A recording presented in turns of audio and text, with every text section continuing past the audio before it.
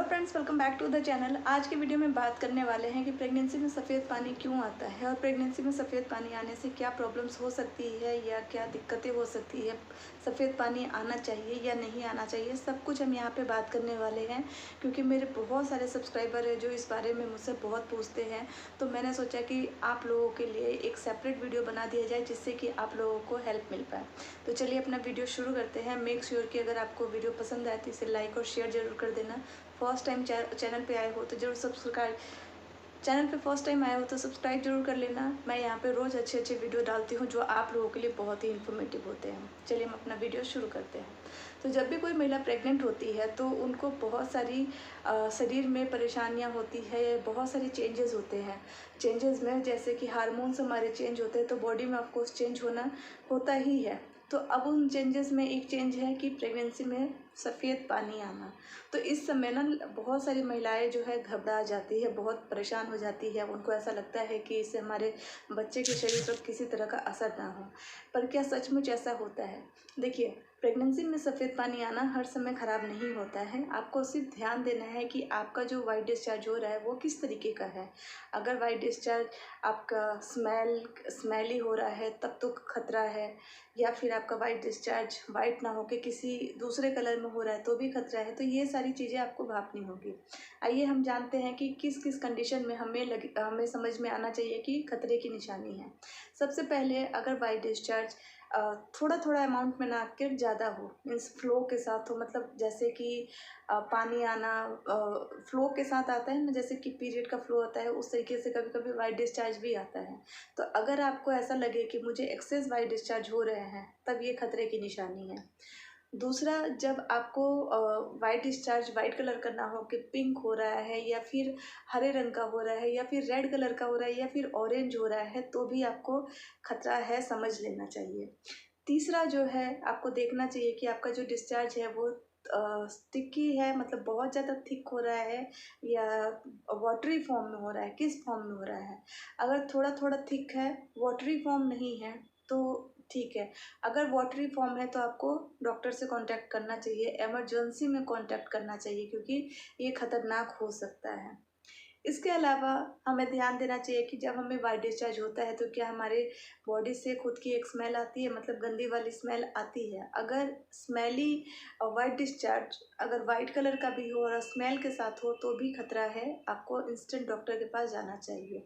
अब मैं ये सब क्यों बोल रही हूँ कि इन सब कंडीशन में आपको खतरा है, वो इसलिए क्योंकि अगर इसमें से कुछ भी होगा तो सबसे पहला कंडीशन है आपको इन्फेक्शन है, आपको वजाइनल इन्फेक्शन हो चुका है या होने की तैयारी में है। दूसरा, अगर वजाइनल इन्फेक्शन नहीं भी है तो आपके हो सकता है कि प्रेगनेंसी में आपके बेबी पर कोई किसी तरह का नेगेटिव असर हो रहा है, जो कि आपको आपकी बॉडी आपको इंडिकेट कर रही है। तो इसलिए मैं हमेशा बोलती हूँ कि जब आपको अपनी बॉडी में रेगुलर की अपेक्षा कुछ अलग चीज़ें समझ में आने लगे तो आप खुद से कोई मेडिसिन ना ले, आपको इंस्टेंट डॉक्टर के पास जाना चाहिए जिससे कि वो आपको सही से डायग्नोस करके आपको मेडिसिन प्रोवाइड करें। अच्छा, इनिशियल टाइम में क्या वाइट डिस्चार्ज को कम करने के लिए हम क्या कुछ कर सकते हैं? देखिए, वाइट डिस्चार्ज को कम करने के लिए डॉक्टर मेडिसिन कुछ देते हैं, कुछ खाने के लिए भी और कुछ अपने वजाइनल एरिया से इंसर्ट करने के लिए भी, ताकि जो भी इन्फेक्टेड एरिया है वो क्लीन हो जाए। तो ये 2 चीज़ डॉक्टर देते हैं। और अगर हम डॉक्टर के पास इन केस नहीं जा पाए या इस सिचुएशन में नहीं जा रहे हैं तो हमें क्या करना चाहिए, ये भी बहुत लोग पूछते हैं। तो मैं तो सबसे पहले बोलूँगी कि आपको तो किसी कंडीशन में डॉक्टर से बात करनी ही है, चाहे आप फ़ोन पे बात करो, अपनी प्रॉब्लम बताओ, चाहे आप उनके पास मिल के बात करो, लेकिन आपको बात करनी ही करनी है। दूसरा, आपको अगर आप नहीं गए हो तब तक आप कुछ प्रिकॉशंस ले सकते हो, जैसे कि अपने जो वजाइनल एरिया है उसको अच्छे से क्लीन करके रखना, अपनी पैंटी को हमेशा गीली पैंटी कभी ना पहने। कभी कभी हमारी बॉडी से ही हमारी पैंटी गीली हो जाती है तो उसको आपको देखना है कि गीली पैंटी कभी ना पहने, हमेशा कॉटन की पैंटी पहने, प्लस जो आपका साइज़ है उससे एक साइज़ बड़ा पहने। खासकर प्रेगनेंसी के दिनों में आपको बड़ा एक साइज़ आप जो पैंटी है पहनना चाहिए, जैसे कि आपकी जिससे कि आपकी जो बॉडी है ना ब्रीथ करेगी, तो हमारे जो खुले हुए एरिया है वो तो ब्रीथ करने ही चाहिए, लेकिन जो ढके हुए एरिया है ना वो ब्रीथ नहीं कर पाते। इसलिए हमेशा हमेशा डॉक्टर बोलते हैं कि हमें वैसे कंफर्ट कपड़े पहनने चाहिए जिससे हमारी बॉडी ब्रीथ कर पाए। तो आपको हमेशा कॉटन की पैंटी पहननी है, इनरवेयर जो भी आप पहनते हो कॉटन की ही पहननी है। प्लस उसको अच्छे से आपको धूप में सुखाना है, अच्छे से धो के सुखाना है। रोज़ आप उसको डिटॉल में ज़रूर धोएं। प्लस अपने इंटीमेट एरिया को अच्छे से आपको धोना है। हल्के गुनगुने पानी का इस्तेमाल कर सकती है, चाहे नीम के पानी का, चाहे आप डिटॉल के पानी का भी इस्तेमाल कर सकती है।